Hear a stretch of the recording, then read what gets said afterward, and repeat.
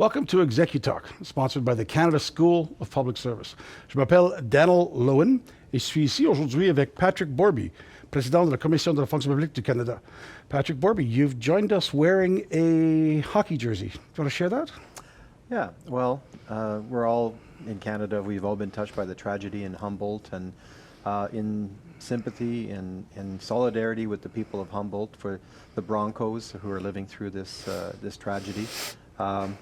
All Canadians were encouraged today to wear a jersey, and I decided I would wear one with the Canadian maple leaf. Bravo. And of course, I'm myself. I was a hockey dad. I was a coach, and I still play hockey, so I can relate to what the parents, the coaches, that community is going through right now. Those are really very human things that are happening to people right now, independent of where they work, what they do in their spare time. Tremendous impact across the country in terms of people's hearts going out to each other. And we're all connected, and that shows that we can share the grief and help that community in these very, very difficult moments.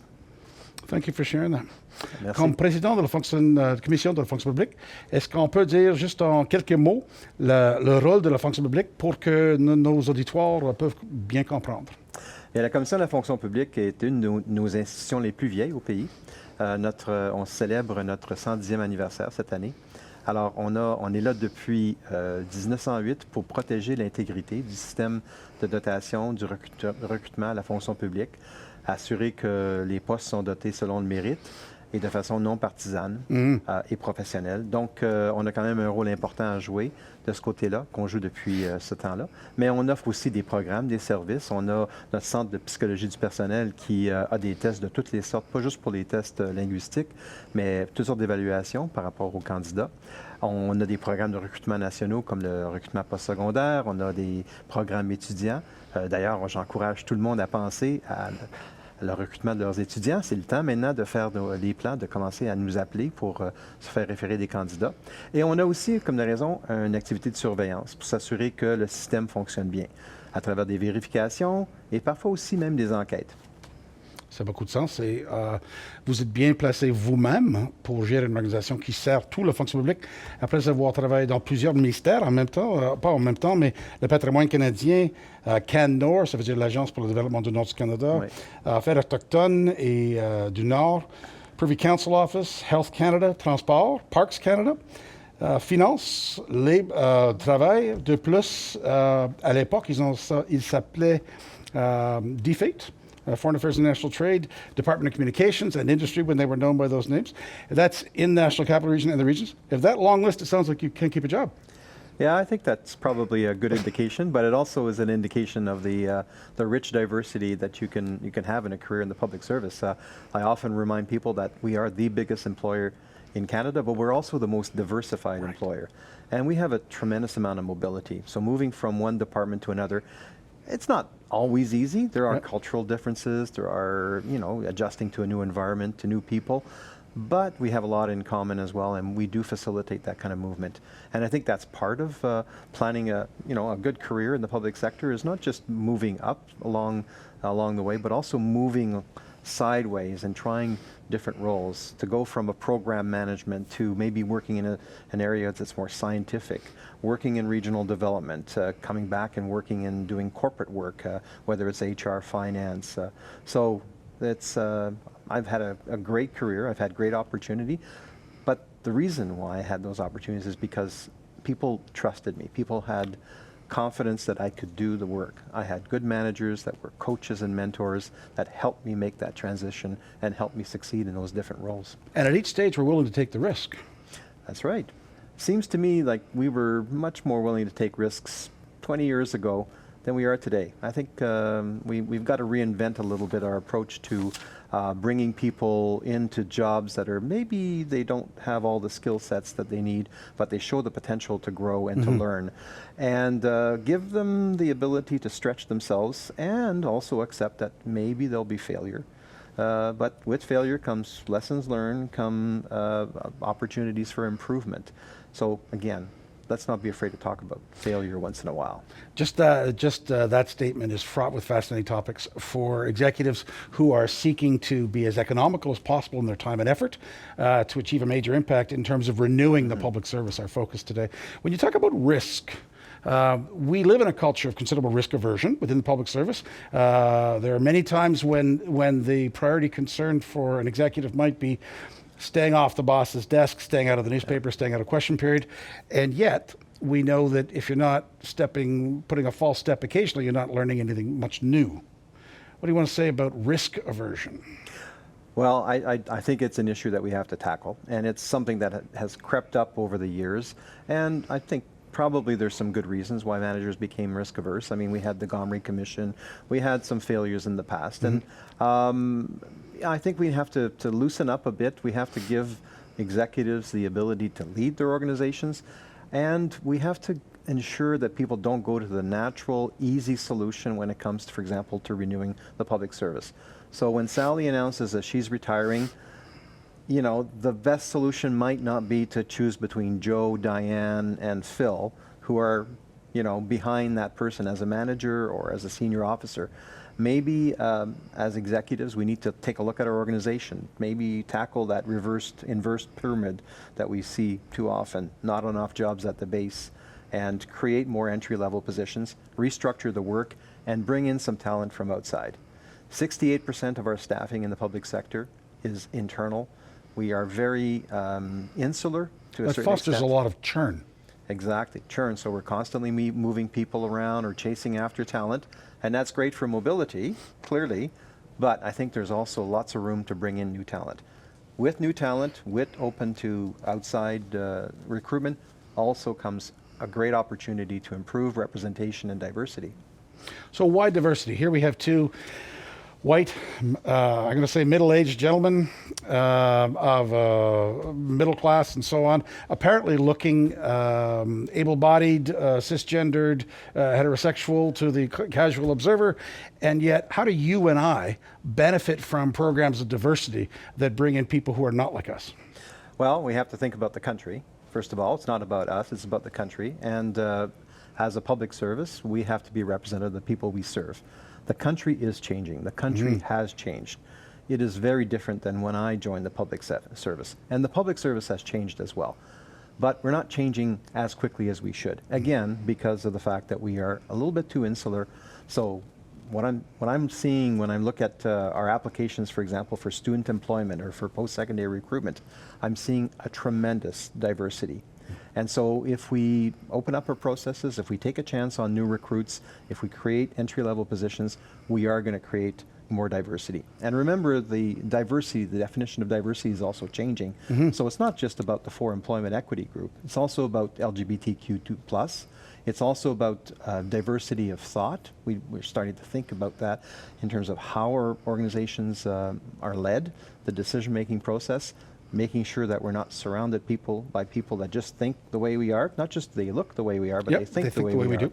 So I think that as a result of diversity, we can actually have better programs, better services to Canadians, and probably have better solutions to some of those wicked problems that we have to deal with within the public sector. Donc pour moi, la diversité, ça fait partie de la richesse du pays, mais aussi ça peut aussi enrichir la productivité, la qualité des décisions, des services qu'on donne aux Canadiens à travers la fonction publique. Right. So two fellows who look like us benefit from the fact that we have different perspectives coming in, people who have different cognitive or ethnocultural diversity or regional, or maybe they worked in a service department as opposed to an armed department as opposed to a regulatory one, or that sort of thing, a variety like that, or central agency. So we get different perspectives that come together that foster the innovation you were talking about, that help us better represent, better serve Canadians. Innovation, we don't want to leave anybody with the idea that innovation is what do they call it, punctuation for executives. We drop it in all the time. How for you, when it comes to public service renewal, what does innovation actually look like? What are the practical successes here or elsewhere? What are the things that our executives online and others can do today, tomorrow, the next day to foster innovation? Well, I think it's everybody's business to look at their job, to look at their work through the lens of innovation and creativity. Right. Small ideas, small changes, small suggestions can be just as important as, sometimes major changes that we're contemplating. So I think we look at it this way, and of course as executives, create the conditions under which people feel comfortable bringing forward their ideas, making the suggestions, and giving them the safe space to actually explore that. And when I was at Canadian Heritage, for example, with Graham Flack, we created a small innovation fund, and we said we want it run by employees. It's not going to be run by a manager. We had a manager there to sign off, as we called her La Marraine, the godmother. It was a woman. But the employees decided which of the innovative ideas would be pursued. And some of them were fairly complicated, very sophisticated, but a lot of them were very small things that didn't require a lot of resources, a lot of effort. At the Public Service Commission, we are certainly taking innovation very seriously. We have a responsibility to ensure, as part of renewal of the public service, that our programs, our services, our policies are as modern as possible, are adapted to the reality of today. We, by and large, still manage a framework that was designed in the 80s at a different time. We've completely changed. In the digital era, we have to have different solutions. So we are taking an experimentation approach to looking at things such as a new employee referral program, for example, so that looking at a different way to go get new employees in areas that are very difficult to staff. So we always will have a lot of people applying for our jobs, but sometimes the people we're really looking for, they're not looking for a new job. We need to have a much more proactive approach, a targeted approach to go in and convince them to try to, or to look at the public sector as an option. So there are various pilot projects, and we're doing some prototype development also in terms of our recruitment platform, working with users, both applicants as well as hiring managers, to see what is it that they really need, what's a more intuitive experience when you're hiring or when you're applying for a job. Our dream is to have an Amazon type of environment where, you know, it's almost a one-click apply as a candidate, and where you have a much more feedback on as the staffing process comes along. Right now, we hear quite often from candidates, we apply, we don't hear from you for 6 months, for 9 months. Are you really serious? Are you really looking for new talent? Est-ce que ça vaut la peine pour moi d'appliquer encore à une autre fois si je n'ai rien reçu comme réponse? C'est ça. Alors, on a beaucoup d'applicants pour nos programmes, mais est-ce qu'on a les bons applicants? Est-ce qu'on a vraiment les gens qu'on veut aller cibler pour aider à renouveler la fonction publique? Donc, on a beaucoup de travail à faire de ce côté-là. Et pour moi, ça passe à travers une approche d'expérimentation, une approche de faire des projets pilotes, de tester des nouvelles approches, de gérer le risque, de bien gérer le risque, et d'accepter aussi que dans certains cas, on va avoir des échecs. Oui. Mais qu'est-ce qu'on peut apprendre des échecs? We've got a term that we used to use at Canadian Heritage, which was fail forward. So fail, and fail early, but then learn from your failure and then make adjustments necessary to then move on. That goes naturally with what you were saying about exploring. You're exploring some initiatives, which implies is that you're not certain how they're going to go. You're not certain they're going to be a roaring success, but you're exploring those in order to find out what is working, what will work and what doesn't, with which populations, for which kind of work, and so on. Yeah, and I have to say, I say we, but I mean we as the public service at large, because the Public Service Commission is exploring alternative methods for recruitment, but a lot of departments are doing really neat things as a result of the delegation, the transfer responsibilities that we've made over the years with the new direction in staffing. We have a lot of departments that are trying new things, and then we want to learn what works, what can we apply then more broadly in the system. That's profound. Si on entend les lettres de mandat des ministères, si on entend les discours des sous-ministres, le fait que le président de la Commission publique, Commission de la fonction publique, le fait que le greffier, le fait que le président du Conseil Trésor nous demande d'innover, d'explorer ce qui va bien aller pour digitiser ce qu'on fait, pour améliorer nos services aux clients, pour mieux travailler ensemble avec nos collègues, pour mieux collaborer avec des ministères différents horizontalement. That suggests that there needs to be, from executives on the front line, greater confidence, greater courage to consciously go to their boss and say, je vais essayer quelque chose, je ne sais pas si ça va bien aller. Absolument, absolument. Ça commence là. Je veux dire, nous, à mon niveau, même au niveau des sous-ministres adjoints, on peut donner le ton, mais c'est vraiment au niveau des directeurs, des DG, que les grands changements peuvent se faire. c'est là qu'on s'attend que le leadership va se faire.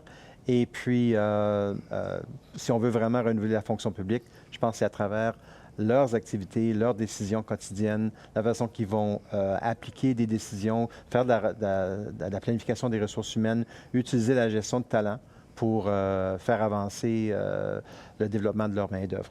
Oui, ça a beaucoup de sens.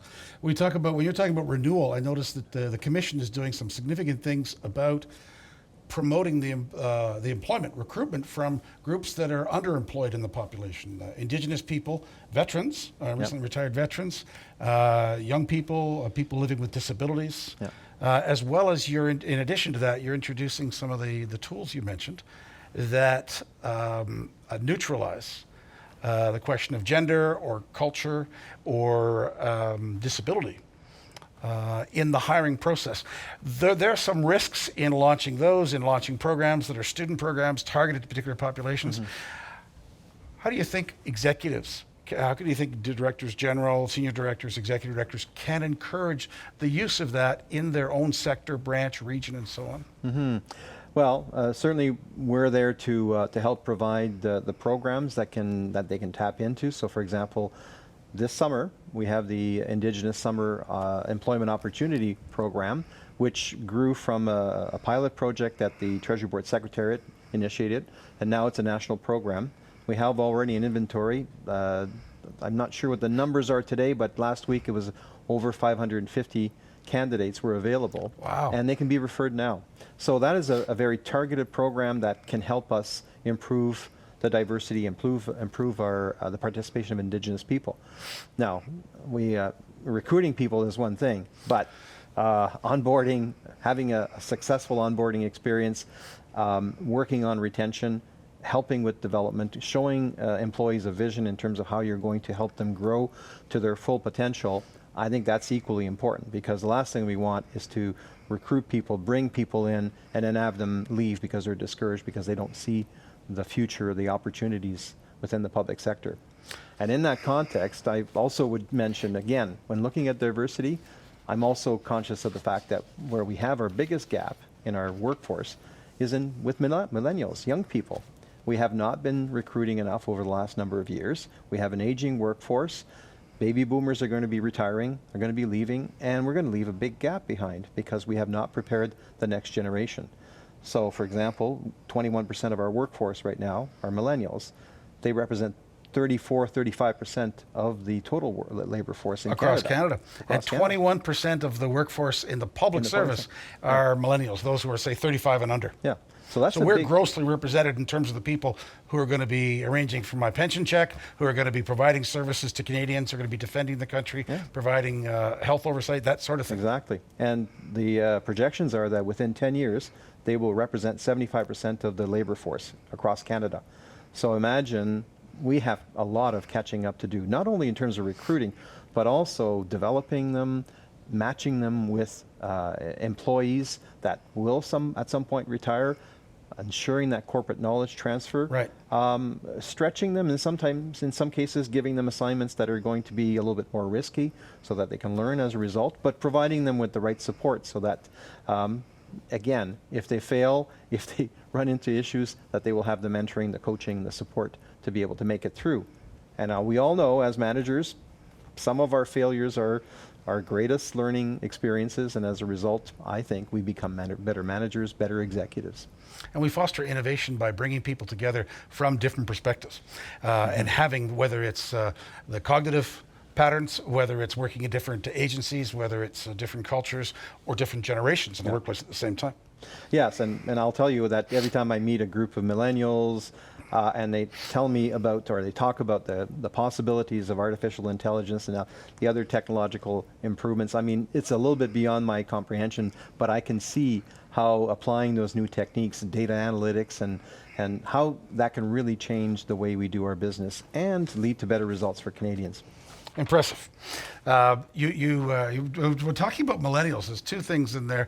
One is the idea of how we're bringing them in, because it's shocking when you say that the population right now, the workforce rather, is 34% millennials, people under the age of 35 in the workforce. It's climbing to 75 in the next decade. and I'm ashamed to say that, or I'm not afraid to say, I should say, that the decade goes quicker than I'd like it to. In the next 10 years, it's going to climb by some 30%, and we're already 13 points behind. Yep. So it means that we have a lot of work to do to bring in those new folks. If I'm trying to do it the old way by being absolutely sure, I'm not going to get those people in the door. But if I'm hearing you correctly, let's take intelligent risks in terms of bringing people in. We have a year to look at probation. We have opportunities to develop, to mentor, to coach in a whole bunch of different ways. Yep. Formal training, stretch assignments, and inviting people to do things they haven't done before, inviting people to do things we haven't done before, knowing some will fail and will be in a position to fail forward as an individual and as an organization. Yeah. But it takes commitment. It takes commitment. It's not just risk-taking, but it's also leadership commitment and continued leadership.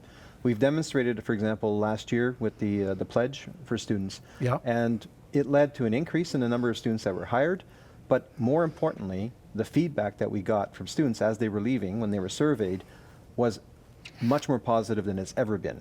People had meaningful assignments, they felt they had meaningful assignments, and they were actually thinking of us as a true career option for the future, because that's the purpose behind student employment programs. It's not just to plug a hole. Right. It's really to try to test the future workforce and see if that's a match for them as well as for us.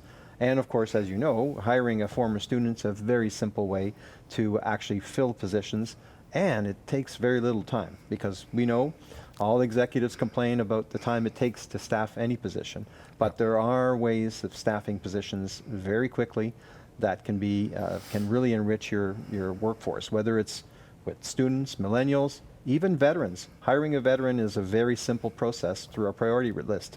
We've hired over 500 now into the public service over the last 2 years since the change in the law, but we still have many on our inventories.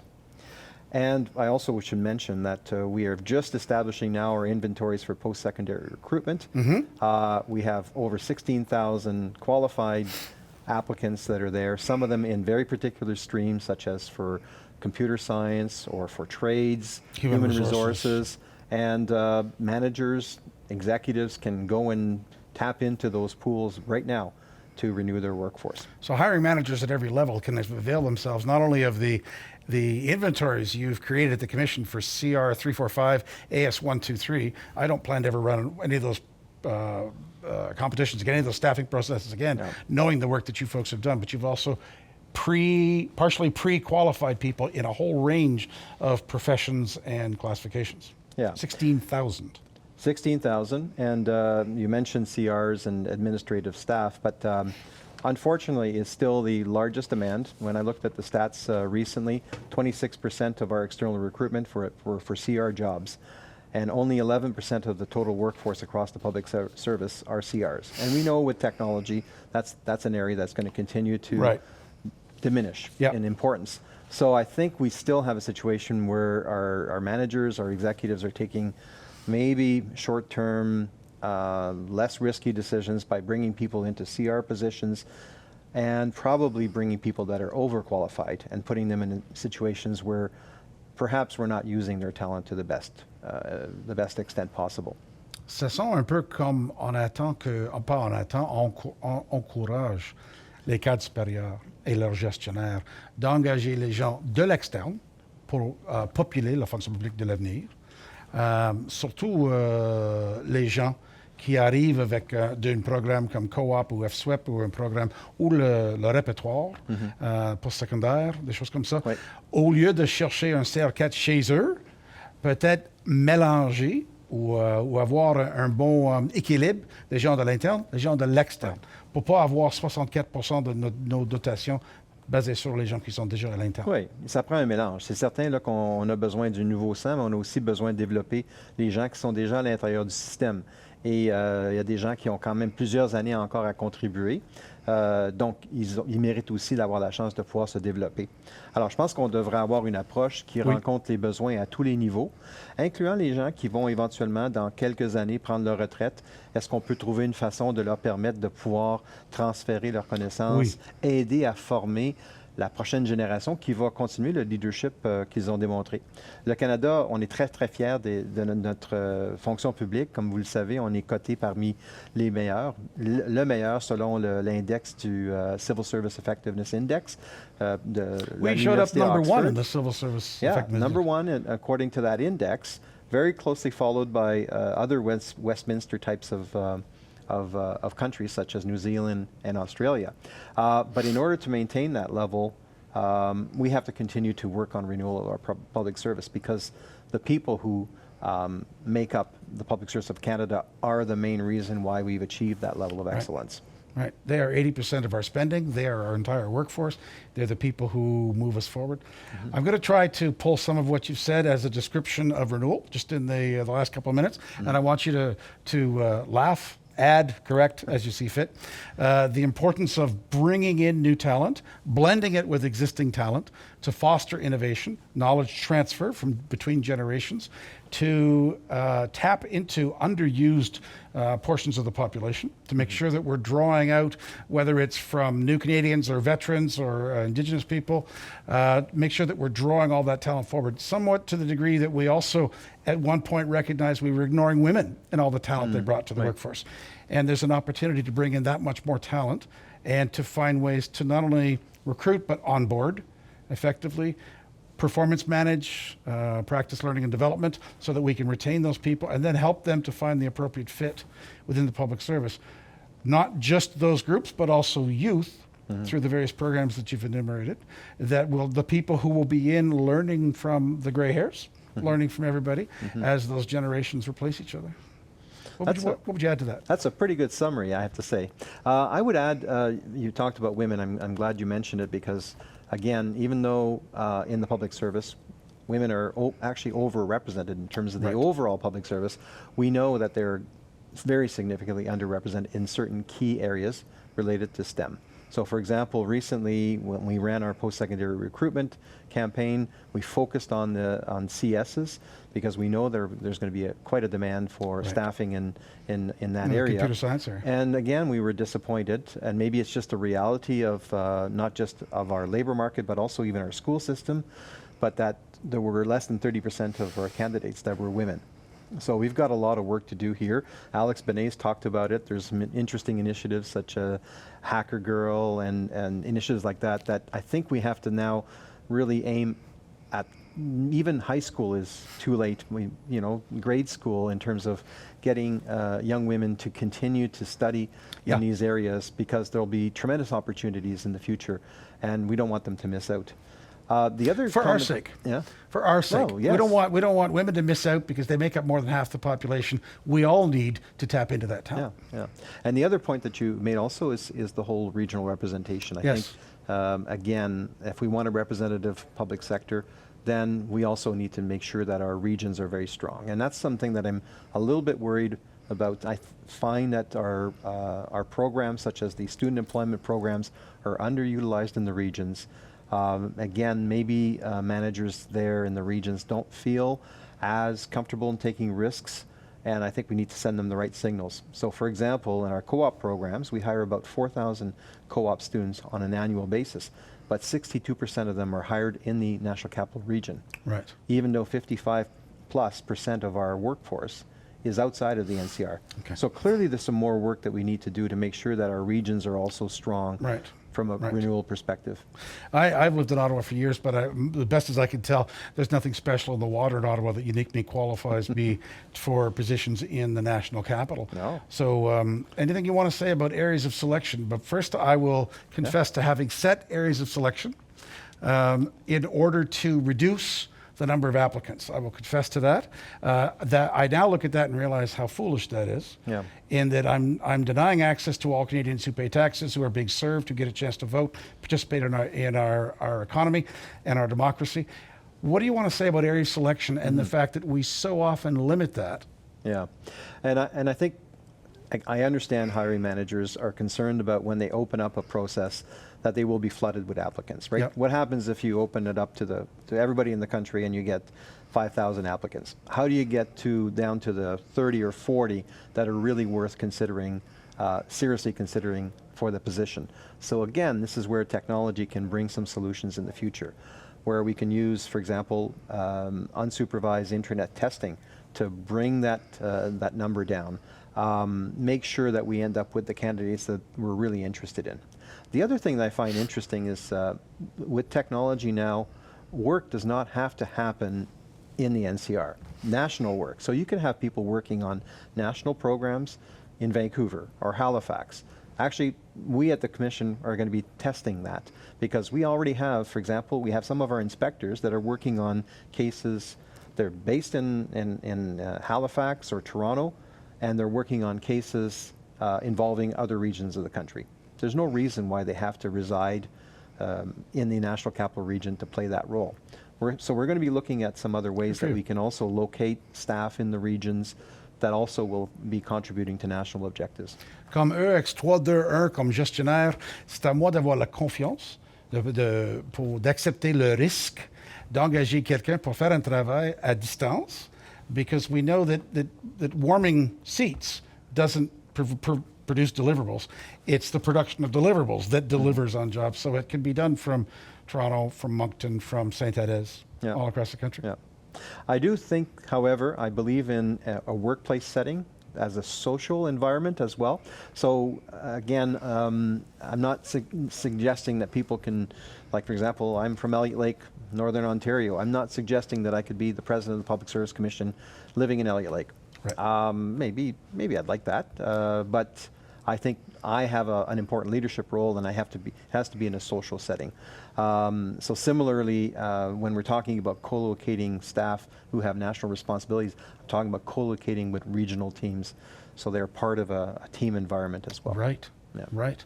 We're going to, just a couple of minutes left. I was going to make a point that if anyone has a question, s'il y a une question pour Patrick Borbey, président de la Commission de la fonction publique, qu'on veut partager, si on est rapide, on peut recevoir une question qu'on peut poser. I don't suppose that we're allowed to ask you who your favorite team is in the NHL playoffs. That's a tough one. There's a couple of teams that I might have been rooting for that are going to be vying for a good draft pick, I guess, at this point. But I have to say I have a special place in my heart for Winnipeg. The Jets, there we go. Jets, yeah. J'ai une autre question de ma part, c'est que comment est-ce que je peux rendre mon patron, plus à l'aise, plus confiant, de tolérer, d'accepter, d'embrasser des risques pour que j'ai le droit d'aller essayer avec quelque chose, même si je ne suis pas certain comment ça va arriver, parce que j'explore une option. Bien, je pense que ça va être basé sur les résultats, sur la confiance que vous avez établie entre vous. Si vous avez pu atteindre des résultats positifs, puis le faire de façon... parce que, comme vous le savez, c'est pas juste le quoi, mais c'est aussi le comment. Oui. Alors, si vous pouvez avoir établi ce climat de confiance-là, j'espère que votre patron vous permettra de prendre certains risques et vous appuiera. Et aussi, quelle est la réaction de votre patron lorsque les choses vont mal? It's nice to talk to your boss when you've had a nice success, but what happens when you come in and say, you know what, we've had a bit of an issue here, there's a mistake that's been made, here's what's going on, here's what I'm doing to deal with it. How does your superior react to that? And that's a big test to that relationship. Alors, j'espère que si vous avez confiance en cette relation-là, que vous allez pouvoir prendre un certain risque et après ça, pouvoir démontrer des résultats. Les résultats se démontrent quand on parle de l'embauche. C'est pas du jour au lendemain. Oui. Ça va prendre un petit bout de temps. Il y a un investissement qui doit se faire.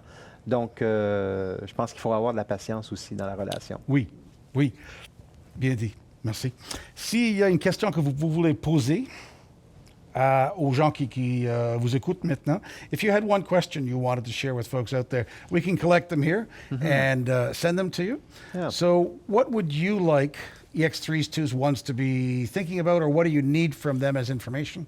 Well, I'd like to know, what is it that's preventing them from making decisions that take them outside of their comfort zone, taking some risks in terms of staffing, using national inventories, expanding the use of students?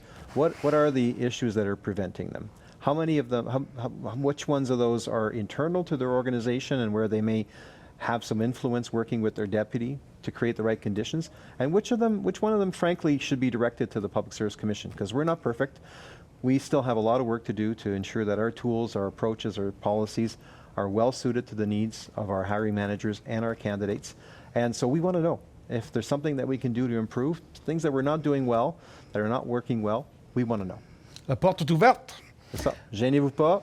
On est toujours ouvert au feedback. On veut entendre la rétroaction parce que c'est beau, là, on peut investir quand même dans des programmes, des politiques, des inventaires, mais s'ils ne sont pas utilisés par les gestionnaires, ça ne sert vraiment à rien. Donc, on veut vraiment avoir votre rétroaction. Merci beaucoup. Patrick Borbey, President of the Public Service Commission of Canada, wants to know from you what it is that's keeping you from being innovative, from taking intelligent risks, and from making full use of the services that are available, and each of us making the effort in our specific environment to help renew the public service. Merci beaucoup. Merci beaucoup. Ça m'a fait plaisir. Thank you.